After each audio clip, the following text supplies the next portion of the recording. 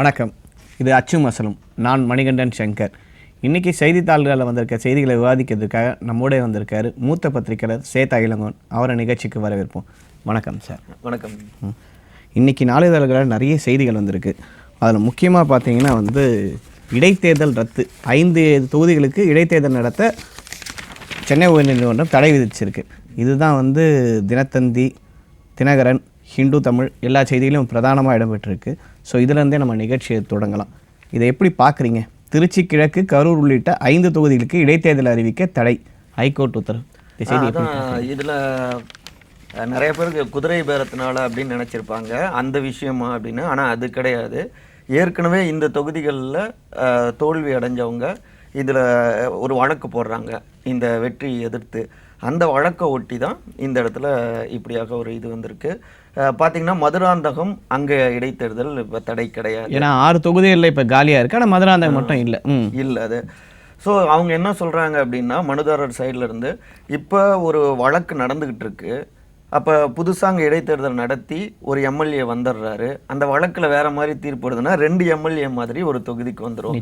அப்போ இந்த சிக்கலை தவிர்ப்பதற்காக நீங்கள் தடை விதிங்க அப்படின்னு சொல்லி கேட்டிருக்காங்க. இந்த விசாரணை முடிஞ்ச பிறகு அடுத்து பண்ணலாம் அப்படின்னு அதை அக்செப்ட் பண்ணிக்கிட்டு இப்போ தடை கொடுத்துருக்காங்க. ஆக்சுவலாக இது மொத்தமாக நடத்தவே கூடாதுன்னு இல்லை, இதுக்கு பதில் மனு தான் வாங்க வராங்க. எப்படின்னா இதுக்கு தேர்தல் ஆணையம், அப்புறம் சட்டப்பேரவை செயலாளர், முதலமைச்சர் விஜய் உள்ளிட்டவர்கள்லாம் பதில் மனு தாக்கல் பண்ணணும். அதன் பிறகு இந்த நிலைமை மாறணும். ஆனால் இந்த தேர்தல் வழக்குகளை பொறுத்த வரைக்கும் ஒரு பெரிய கேள்விக்குறி இருக்குது. என்னென்னா அந்த குறிப்பிட்ட கால இடைவெளியில் அந்த வழக்குகள் முடியவே இல்லை. இப்போ நம்ம பார்த்தோன்னா அப்பாவு இது வெற்றி பெற்றாருன்னு இப்போ அறிவிச்சிருக்காங்க. கடந்த காலங்களில் அவர் 5 வருஷம் ராதாபுரத்தில் அவருக்கு எதிராக இருந்தவர் எம்எல்ஏவே இருந்துட்டு போயிட்டார். ஸோ இப்போ நம்ம இந்த சிஸ்டத்தில் ஏதோ ஒரு பிரச்சனை இருக்கா இந்த தேர்தல் வழக்குகளை கையாளுறதுல? இல்லை, உண்மைதான். ஆனால் அதுக்காக அதாவது விரைந்து ஒரு வழக்கு முடிக்கணும் அப்படிங்கிறது ஒன்று இருக்குது. அதே நேரத்தில் தப்பான ஒரு இதுவும் போயிடக்கூடாதுன்னு அது எல்லோருடைய சேர்ந்த ஒரு கூட்டு பொறுப்பு தான். நீங்கள் சொன்ன மாதிரி திரு அப்பாவு அவர்கள் சபாநாயகராக இருந்து இப்போ ஆட்சியும் அவங்க இல்லை, அதுக்கப்புறம் அதுக்கு முன்னாடி ஆட்சியில் இருக்கிற இது நடந்திருக்குன்னா என்ன சொல்கிறது? அப்போ இந்த ஒட்டி தான் ஒரு கேள்வி. இப்போ இந்த வழக்கை விரைந்து முடிக்கணும் அப்படின்ற ஒரு கோரிக்கையும் இப்போ எழுந்திருக்கு. இப்போ இந்த நடத்துகிறேன்னா அப்போ இடைத்தேர்தலே நடக்காமல் அப்போ அங்கே இருக்க மக்களுக்கு ஒரு எம்எல்ஏ இல்லை அப்படின்ற ஒரு பிரச்சனையே வருதில்ல. இப்போ இந்த நேரத்தில் நீதிமன்றங்கள் எப்படி செயல்படணும் அப்படின்னு நீங்கள் பார்க்குறீங்க? இல்லை, அதுதான் நீதிமன்றங்களை பொறுத்த வரைக்கும் ஒரு வழக்கு அதில் என்னென்ன விஷயங்களை முன் வைக்கிறாங்க, ஆதாரங்கள் எந்த அளவுக்கு இருக்குது இப்படின்னு அது ஒரு தனி செட்டப். அதை தாண்டி இப்படி ராஜினாமா செய்கிறாங்கல்ல, அது இந்த சூழ்நிலையில் நீங்கள் அந்த விரல் மை காய்வதற்குள்ளார ஒருத்தர் ராஜினாமா செய்கிறாங்கன்னா என்ன தேவை வந்தது? அப்போ உங்களை நம்பி வாக்கு செலுத்திருக்காங்க. இப்போ கரூர் எடுத்துக்கிட்டோம்னாலே திரு மதி அவர்களும் அந்த வழக்கு போட்டிருக்காரு. ஆமாம், நீங்கள் மதி யாருன்றதை கொஞ்சம் டீட்டெயிலாக சொல்லி.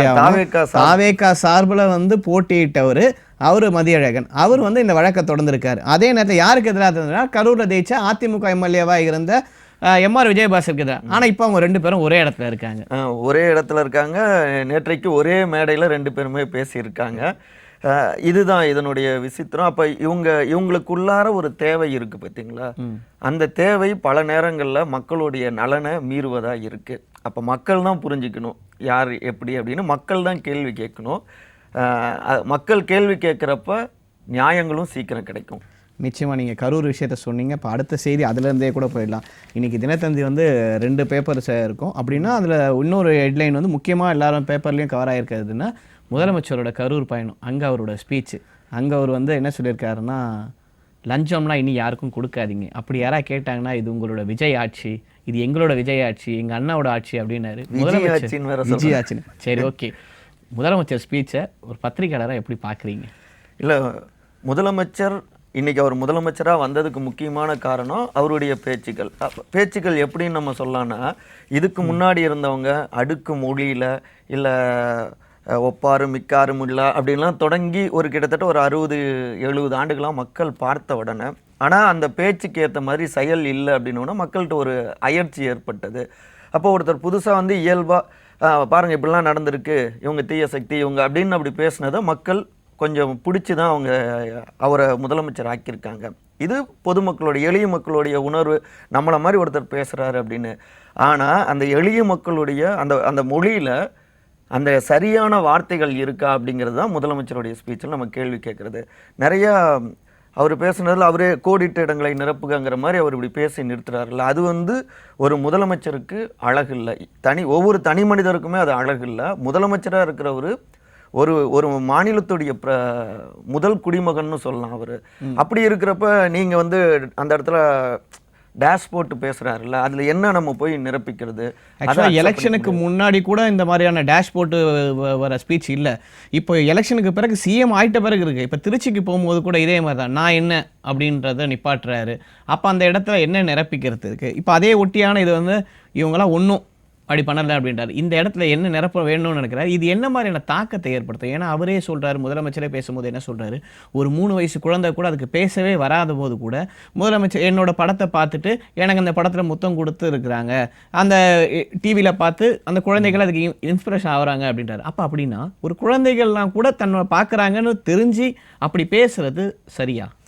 இல்லை, நீங்கள் சொன்னீங்கல்ல முன்ன கூட அப்படி பேசலைன்னா முன்ன எம்எல்ஏ ஆகணுங்கிறது மட்டும்தான், இப்போ ஆட்சியை தக்க வைக்கணும் அப்படின்னு இருக்குது. அப்போ திருச்சியில் பேசினாலும் திருச்சி கிழக்கு, இங்கே கரூரில் பேசுகிறாருன்னா கரூர் இடைத்தேர்தல், அது பக்காவாக இடைத்தேர்தலில் வெற்றி பெறணும். அது அவரே வாக்கு கேட்டார் அங்கே. அது தன்னுடைய மக்களுக்கு, பாதிக்கப்பட்ட மக்களுக்கு 41 குடும்பங்களுக்கு ஆறுதல் கொடுக்கறதுக்காக அவர் அந்த மாதிரி தெரியல. இடைத்தேர்தலில் எனக்கு ஓட்டு போடுங்க. என்னோட கேள்வி அதே ஒன்றுதான். கரூர் பயணம்ன்றது வந்து நேற்று முதலமைச்சர் வந்து அங்கே இருக்கவங்கள ஆறுதல் சொல்கிற மாதிரி அமைஞ்சுதா, இல்லை அந்த சம்பவத்தை பற்றி பேசிச்சா, இல்லை இடைத்தேர்தலுக்கான பிரச்சாரமாக இருந்ததா? ஒரு படத்தில் நம்ம சிங்கமுத்து அவர்கள் தான் சொல்லுவார், என்னப்பா அப்படின்னோடனே, நல்ல வேலை என் பிள்ளைங்களெல்லாம் நான் ஃபாரினில் படிக்க வச்சிட்டேன் அப்படிங்கிற மாதிரி அவர் இங்கே ஆறுதல் கொடுக்க தான் வரேன்னு சொல்லிட்டு, நல்ல வேலை இதுதான் தரணும், எனக்கு ஓட்டு போட்டுருங்க அப்படிங்கிற மாதிரி தான் அவர் பேசினார். அந்த நீங்கள் முன்ன கேட்டிங்களே அந்த குழந்தைகளுமே, அவர் தமிழ்நாட்டில் ஏன் அகில இந்திய அளவிலேயே இன்றைக்கி குழந்தைகள் ரசிகர்கள் அதிகமாக அவருக்கு இருக்காங்க. நம்மளே அந்த நேரத்தில் பேசினாங்களே, குழந்தைகளுடைய ஓட்டுக்கு பேசி தாத்தா ஓட்டு போடுங்க. ஏன் இவர் திரு எம்ஆர் விஜயபாஸ்கரே சொன்னார், என் பேரன் வந்து கேட்டாப்புல, தாத்தா நீங்கள் நம்ம கட்சியில் சேர்ந்துட்டீங்களா, 3 வயசு பையங்கிறாரு. அப்போ என்னென்னா, குழந்தைகள் கிட்ட ஒரு பொறுப்புணர்வு வேணும். அங்கே ஒரு பெற்றோருக்கு இருக்கிற பொறுப்புணர்வு, ஒரு ஆசிரியருக்கு இருக்கிற பொறுப்புணர்வு. ஒவ்வொரு தடவை கிளைம் பண்ணிக்கிறார்கள், நான் உங்களோட அண்ணன்ட்டு. ஒரு அண்ணன் இப்படி பேசுறது அழகில்லை. அப்போ அடுத்த கூட்டத்திலேயாவது இந்த மாதிரி கோடிட்டு இடங்களை நிரப்புக அப்படின்னு அவர் பேசாமல் இருக்கணும். சரி, அதை ஒட்டியே ஒரு கேள்வி. அதே கரூர் விஷயத்தில் முதலமைச்சரோட ஸ்பீச்சோட பாணி சரியில்லை அப்படின்ற மாதிரியான ஒரு விஷயங்களே நீங்கள் முன்னெடுத்தீங்க. ஆனால் அவர் ஸ்பீச்சில் சாராம்சம் இருக்குல்ல, லஞ்சம் இனி கொடுக்காதீங்கன்னு, இப்படி ஒரு முதலமைச்சர் சொல்கிறதுன்னு ஒன்று இருக்குல்ல. இப்போ ஏன்னா இந்த மாதிரியான விஷயங்களை பொதுவாக வேறு யாரும் டச் பண்ணவே மாட்டாங்க. ஏன்னா டச் பண்ணால் அது அவங்களுக்கு சிக்கலாகும்னு தெரியும். இன்னைக்கு சோஷியல் மீடியாவோட வளர்ச்சி அதிகமாக இருக்குது. இப்போ ஒரு விஷயத்தில் முதலமைச்சரே இன்னைக்கு ஸ்டேஜில் ஒரு விஷயத்தை பேசிட்டு நாளைக்கு யாராவது லஞ்சம் கேட்டால் தனக்கு எதிராக அது மாறும்னு அவருக்கு தெரியும். அப்படி இருந்தும் இவ்வளோ கான்ஃபிடென்ட்டாக ஒரு விஷயத்த சொல்கிறாரு. உண்மையாலே அப்படி லஞ்சம் எல்லாம் ஒழிக்கப்பட்டிருக்கா? இல்லை, இந்த இடத்துல முதலமைச்சர் திரு ஜோசப் விஜய் அவரை நான் பாராட்டுறேன், நல்ல விஷயம்னு சொல்கிறேன். என்னன்னா, மக்கள்கிட்ட எங்கேயாவது லஞ்சம் கேட்டால் நீங்கள் எதிர்த்து கேள்வி கேளுங்கன்னு சொல்கிறாரு. அதன் மூலமாக தன்னுடைய பார்ட்டியில் இல்லை தன்னுடைய பார்ட்டிக்கு வந்திருக்கிற எல்லோருக்குமே ஒரு மெசேஜ் சொல்கிறாரு, நீ லஞ்சம் வாங்கக்கூடாது. ஸோ இந்த ஸ்பீச் நம்ம அக்செப்ட் பண்ணிக்கிறோம். அடுத்து இன்னொன்று கூட அதில் அவர் சொல்கிறாரு, தொகுதி மறுவரையறை, அந்த மாதிரியான தமிழ்நாட்டுடைய நலன் சார்ந்த எந்த விஷயத்தையும் நாங்கள் விட்டு கொடுக்க மாட்டோம் அப்படின்னு உறுதிப்படுத்துகிறாரு. நாம் அவருடைய இனி வருங்காலங்கள் அவருடைய பேச்சுகள் கூட இந்த மாதிரி ஆக்கப்பூர்வமாக இருக்கணும் அப்படின்னு நினைக்கிறோம். இதுவே மக்களுக்கு புரிஞ்சிடும். நீங்கள் லஞ்சம் வாங்காதீங்க, கேட்டால் இது என்னோட விஜயமாவுடைய ஆட்சின்னு சொல்லுங்கள் அப்படிங்கிறாருல, இது மாதிரி பேசிட்டு போகலாம். சரி, அதை ஒட்டியே ஒரு கேள்வி. அதாவது வந்து லஞ்சம் வாங்காதீங்க, லஞ்சம் மக்களுக்கு வந்து லஞ்சம் கொடுக்காதீங்கன்னு ஒரு இமேஜை சொல்கிறது மூலமாக தான் கட்சிக்காரனுக்கும் அரசு அதிகாரிகளுக்கும் ஒரு மெசேஜை சொல்கிறாரு. அதாவது நீங்கள் லஞ்சம் கேட்கக்கூடாதுன்ற ஒரு கருத்தையும் சொல்கிறாரு. அந்த ஒட்டி உண்மையாலே இந்த லஞ்சம்னா இப்போ இந்த ஆட்சியில் இல்லையா, ஒழிக்கப்பட்டிருக்கா? இல்லை நம்ம இப்போ தான் நம்ம பத்திரிகை ஃபீல்டில் இருக்கோம். ஒரு 2 மாதம் தான் ஆகியிருக்கு. ஒரு ஆட்சிக்கு வந்தனால உடனே இருக்கா இல்லையான்னு நம்ம சொல்லிட முடியாது. ஆனால் இவங்களுடைய ஒரு இமேஜ், ஏன்னா வாக்குக்கு அந்த கொடுக்குற அந்த இது எதுவுமே இல்லை. வாக்குக்கு பணம் கொடுக்குற மெத்தேடு நாங்கள் ஒழிச்சிருக்கோன்னு அவர் சொல்லியிருக்காரு. அதை நம்ம நடைமுறையிலுமே நம்ம ஃபீல்டுக்கு போனப்பையும் பார்த்துருந்துருக்கோம். அப்போ அவங்கக்கிட்ட அப்படி இல்லாமல் ஒன்று பண்ணணும் அப்படின்னு புரிஞ்சுக்கலாம், அந்த நோக்கம் இருக்குன்னு. ஆனால் இந்த சிஸ்டம் அதை அனுமதிக்குமா அப்படிங்கிறது பயணத்தில் தான் தெரியும். சரி, கரெக்ட். நீங்கள் சொன்ன மாதிரி இது 2 இயர்லி, ஏன்னா 2 மாதம் தான் ஆகுது ஆட்சி பொறுப்பேற்று. கரெக்டாக இன்றைக்கி 61வது நாள். அப்போ இனி வரும் காலங்களில் இது எதை நோக்கி போகுது அப்படின்றத நம்ம பார்ப்போம். அந்த கரூர் விஷயத்தை ஒட்டியே வந்து நேற்று அவர் கரூர் பயணமே வந்து பாதிக்கப்பட்ட குடும்பங்களுக்கு அரசு வேலை வழங்குறது. இந்த அரசு வேலை வழங்குறத பொறுத்த வரைக்கும் வந்து பல்வேறு கருத்து இருக்குது. கூட்டணி கட்சியாக இருக்கக்கூடிய சிபிஐ, சிபிஎம் கூட வந்து இந்த விஷயத்தை அப்போஸ் பண்ணுறாங்க. அவங்களுக்கு அரசு வேலை கொடுக்காது. ஏன்னா இது லட்சக்கணக்கான அரசு வேலைக்காக காத்திருக்க மாணவர்களுக்கு வந்து இது கொடுக்காம இருக்கும் அப்படின்ற ஒரு விஷயத்தில் பார்க்கப்படுது. இந்த நேரத்தில் பாதிக்கப்பட்டவங்களுக்கு ஒரு இடைக்கால நிவாரணமாக ஒரு வேலை கொடுக்கறத எப்படி பார்க்குறீங்க? இல்லை, நீதிமன்றம் கூட பாதிக்கப்பட்டவங்களுக்கு ஒரு நிவாரணம் கொடுக்கலாம் இல்லைன்னு கேட்டதா நம்ம படிக்கிறோம். அது இந்த நியூஸ்லேயே வந்திருக்கு இல்லைங்களா? ஆனால் இன்னொன்று, அது ஒரு கட்சி நிகழ்ச்சிக்காக இன்னும் சொல்ல போனால் அப்போ அவர் கட்சியாக ஃபார்ம் ஆகிறதுக்கு முன்னாடி அவர் ஒரு பெரிய ஒரு சூப்பர் ஸ்டாராக அப்படி நினச்சி வந்தவங்களும் அதிகம். அப்போ அதில் ஒரு விபத்து இப்படி நடந்துருச்சு. இன்னொரு பக்கம் அது ஒரு விசாரணையும் நடந்துக்கிட்டு இருக்கு. அப்போ இப்போ 4 முறை ஒரு டிஎம்கே கூட்டத்தில், ஒரு ஏடிஎம்கே கூட்டத்தில், இல்லை ஏதோ ஒரு ஏஎம்எம்கேவுடைய கூட்டத்தில், எந்த ஒரு கூட்டத்திலேயோ இதே மாதிரி ஒன்று நடந்தால் எல்லாருக்குமே இதே மாதிரி அரசு வேலைக்கு கொடுத்துட்ருப்பாங்களா? உண்மையை சொல்லணுன்னா அது சிஎம் அவங்க பெரிய பார்ட்டி டிவிகே சார்பாக நிதியெலாம் கொடுத்தாங்க. டிவிகே சார்பாகவே அவங்களுக்கு வேலை வாய்ப்பை உத்தரவாதப்படுத்தலாம். ஒரு அரசு வேலை அப்படின்னு சொல்கிறப்ப தான் அது கேள்வி வருது. அதுக்குன்னே தனியாக படிச்சுட்டு வந்து அரசு வேலைங்கிறது வந்து ஒரு நம்ம ரிசர்வேஷன் இப்படி எல்லாம் சம்மந்தப்பட்டது. நீங்கள் அந்த இடத்துல ஒரு ஒடுக்கப்பட்ட மக்கள், எளிய மக்கள், அந்த அரசு வேலைன்னு கிடைக்கிறது சமூக ரீதியாகவும் அவங்களுக்கு ஒரு அந்தஸ்தை கொடுக்கறது. அப்போ அரசு வேலைங்கிறது வெறும் வருமானம் இது மட்டும் இல்லை. அப்போ அதுக்காக முயற்சி செஞ்சு படிச்சுட்டு வந்தவங்க இருக்கிறப்ப திடீர்னு ஒரு கூட்டத்துக்கு போய் பார்த்துட்டு வந்தவங்களுக்கு ஒரு வேலை கொடுக்கறதுங்கிறது இன்னொரு பக்கம் அது நெகட்டிவாக இவருக்கு அமைய வாய்ப்பு இருக்குது. அதை ஒட்டிய ஒரு கேள்வி. அதாவது இப்போ திருவள்ளூரில் இப்போ ஒரு 15 நாள் 20 நாளைக்கு முன்னாடி ஒரு அமோனியா வாயு கசிவுனால ஒரு 20 பேர் வரைக்கும் இறந்துருக்காங்க. அவர் எல்லாருமே வந்து வட மாநிலத்தவர் தான். ஆனால் அவங்களுக்கு இந்த அளவுக்கான நிவாரணம் வழங்கப்படலை. உயிரிழப்புன்னு பார்த்தா எல்லாருக்கும் ஒரே இழப்பு தான். எல்லாரும் அதெல்லாம் தொழிலாளர்கள். அவங்க வந்து இத்தனைக்கும் அவங்க ஊரில் வேலைவாய்ப்பு கூட இல்லாமல் ஒரு அடிப்படை வேலைக்காக இங்கே வந்திருக்காங்க. வந்து இங்கே வந்து ஏதோ ஒரு காரணம் விபத்தில் அவங்க உயிரை இழக்கிறாங்க. ஆனால் அவங்களுக்கு அந்த மாதிரியான நிவாரணம் வழங்கப்படலை அப்படின்ற ஒரு தொழிற்சங்கவாதிகள்லாம் பேசுகிறாங்களே, இதை எப்படி நீங்கள் பார்க்குறீங்க? இல்லை, உண்மை அது பாருங்கள், அந்த இடத்துல தொழில்துறை அமைச்சர் கீர்த்தனா அவர்கள் போய் பார்க்கவே இல்லை அப்படின்லாம் நம்ம செய்தி பார்த்தோம். அவங்க வேறு இடத்துல ஆய்வெல்லாம் நடத்திட்டு இருந்தாங்க.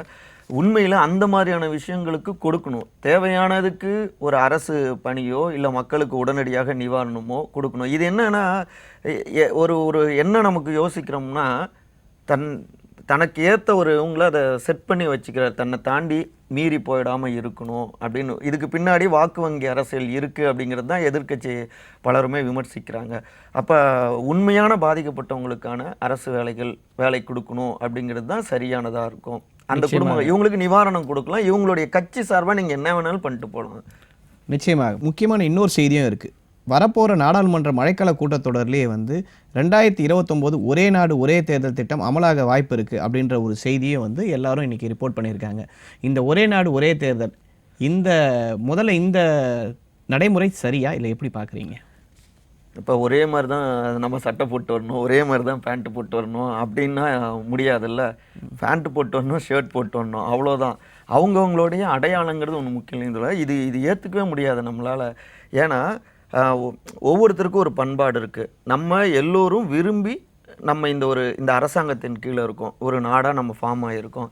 அப்படி இருக்கிறப்ப நம்ம எல்லாமே ஒற்றைத்தன்மைக்குள்ளார அடைக்கிற அந்த விஷயங்கிறது. இப்போ நார்த் இந்தியாவில் ஒருத்தர் வேறு சாப்பாடு சாப்பிடுவார். நம்ம அங்கே போனால் சப்பாத்தியே ரொம்ப நேரம் சாப்பிட மாட்டோம், 1 நாள் 2 நாள் சாப்பிட்லாம்.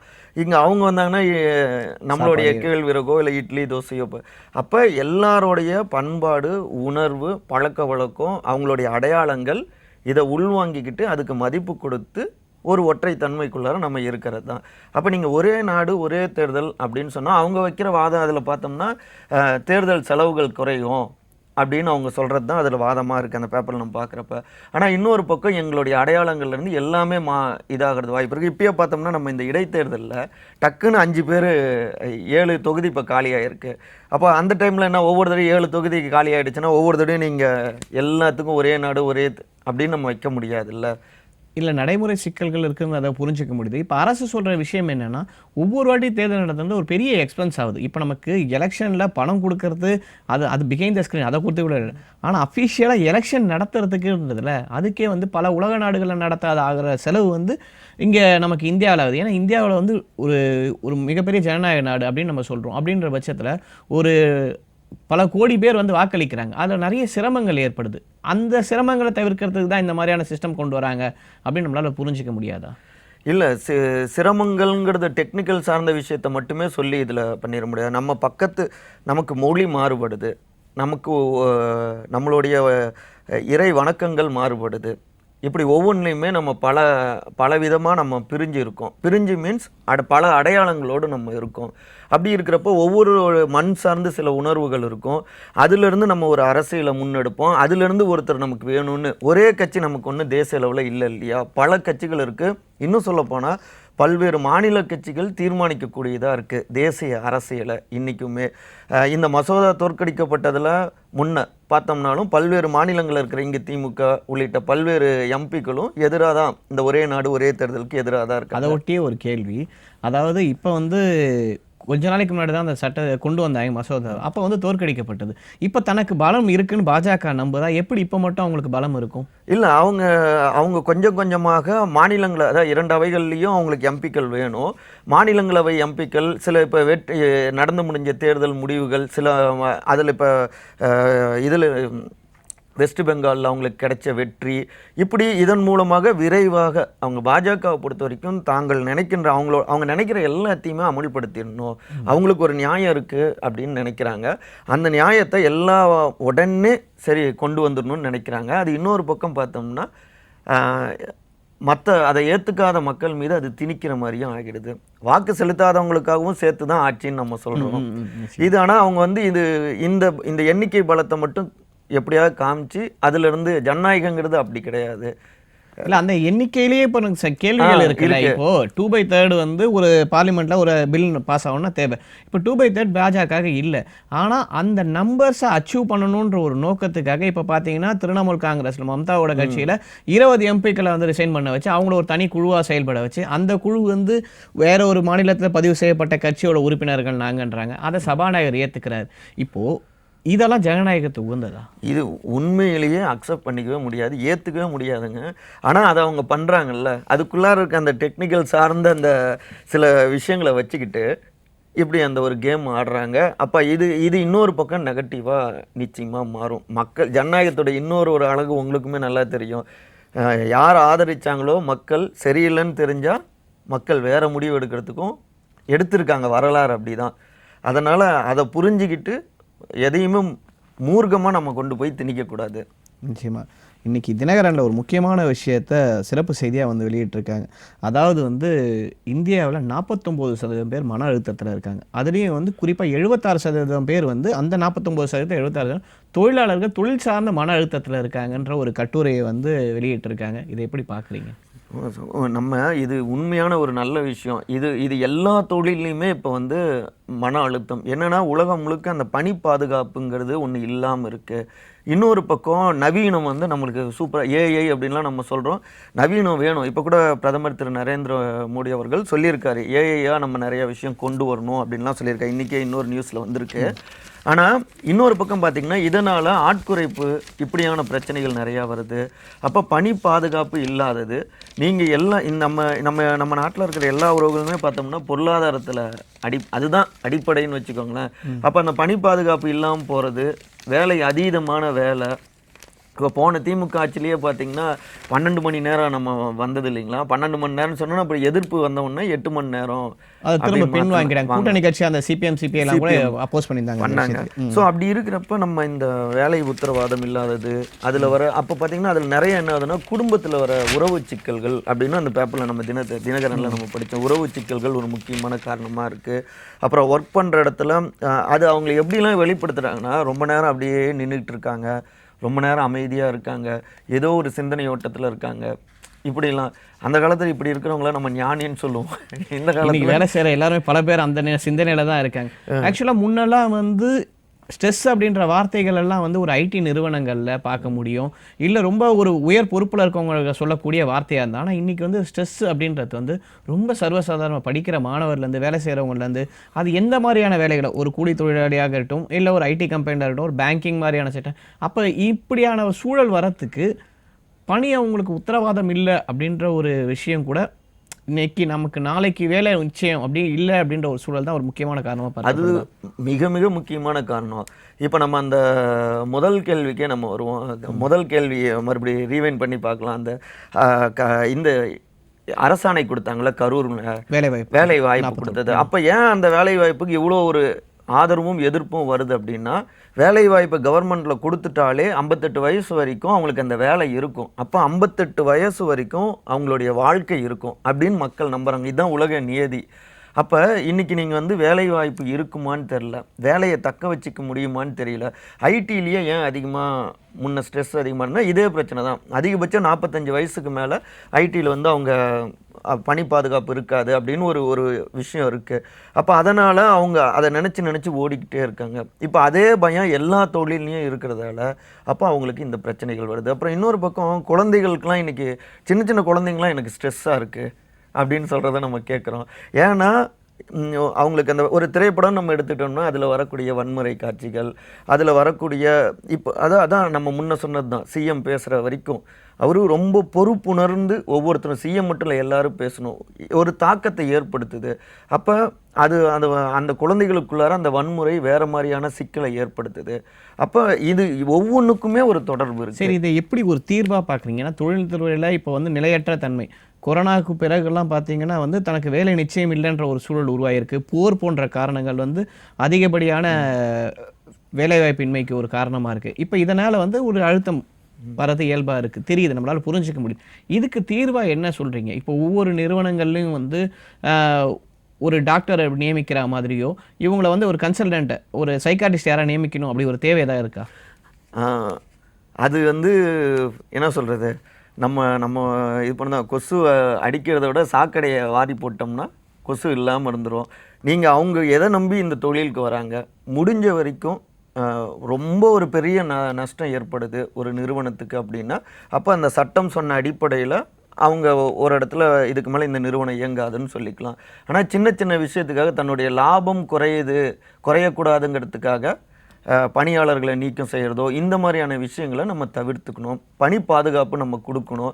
அது இருந்தாலே முடிஞ்ச வரைக்கும் உறவு சிக்கல் ஏற்படாமல் போயிடும். நிச்சயமாக பணி பாதுகாப்பு இருந்துட்டாலே இதில் இருக்க பாதி பிரச்சனை சரியாயிடும்ன்றதை எங்களால் புரிஞ்சிக்க முடியுது. கடைசியே ஒரு விவாதமாக பார்த்துக்கலாம். அதாவது ஃபுட்பால், இப்போ வந்து நிறைய பேர் வந்து ஃபுட்பால் பார்க்க ஆரம்பிச்சிட்டாங்க. இப்போ ஃபுட்பாலில் வந்து பார்த்தீங்கன்னா இது பழைய செய்தியாக கூட இருக்கலாம், ஃப்ரான்ஸ் வந்து அரையிறுதிக்கு முன்னேறி இருக்குது. அதை ஒட்டியா செய்தி? ஆமாம், சூப்பராக இருக்குங்க. மேட்ச் எல்லாமே பயங்கர பரபரப்பு. அந்த அர்ஜென்டினா எஜிப்ட் மேட்ச்சு கூட ஒரு 3 நாளுக்கு முன்னாடி அதை ஒட்டி பெரிய விவாதங்கள்லாம் ஒன்றுச்சு. ஃபிஃபா அர்ஜென்டினாவுக்கு சப்போர்ட் பண்ணாங்கன்னு. ஆனால் இல்லை, உண்மையிலேயே மெஸ்ஸி சூப்பராக ஆடி தான் அது ஜெயித்தாங்க 3-2 அப்படின்னு. இப்போ பார்த்தீங்கன்னா இந்த மிட் நைட்டில் தான் நடக்குது நம்மளோட இந்திய நேரப்படி. ஸ்பெயினுக்கும் பெல்ஜியமுக்கும் நடந்தது. பெல்ஜியமுடைய வரலாறு பார்த்திங்கன்னா அதிக கோல் அடித்து ஜெயிச்சவர் இது. ஸ்பெயின் எதிர் டீமுக்கு கோலே கொடுக்காம வெற்றி அடைஞ்சது. ஸ்பெயின் செம்ம பவரான டீமு. இன்றைக்கி மிட் நைட் நடந்த அந்த மேட்ச்சில் பெல்ஜியம் 1 கோலு, ஸ்பெயின் 2. ஸோ இப்போ ஸ்பெயினுக்கும் ஃப்ரான்ஸுக்கும் செமிஃபைனல் நடக்க போகுது. நாளைக்கு பார்த்தோம்னா அர்ஜென்டினாவுக்கும் இங்கிலாந்துக்கும், சுவிட்சர்லாண்டுக்கும், இங்கிலாந்துக்கும், நார்வேக்கும் அவங்களும் இது. ஃப்ரான்ஸு ஸ்பெயின் எல்லாருமே வேர்ல்டு கப் வாங்குவாங்கங்கிற ஒரு இது இருக்குது. அடுத்த செமிஃபைனல் பயங்கரமாக இருக்கும் ஃப்ரான்ஸுக்கும் ஸ்பெயினுக்கும். இப்போ அதில் தான் வந்து மேட்ச் தான். இப்போது இதில் வளைகுடா நாடுகளை தாண்டிலாம் முன்னாடிலாம் வந்து பார்த்திங்கன்னா இந்த மேற்கத்திய நாடுகளோட ஆதிக்கம் வந்து இப்போ கொஞ்சம் குறைஞ்சிருக்கு, அப்படியே தான் இருக்கா? இல்லை, நீங்கள் ஃபுட்பால் பொறுத்த வரைக்குமே ஃபுட்பால் ஏன் இவ்வளோ இதுனா அது எளிய மக்களுடைய விளையாட்டு, அதனால தான் அது குதூகலம்.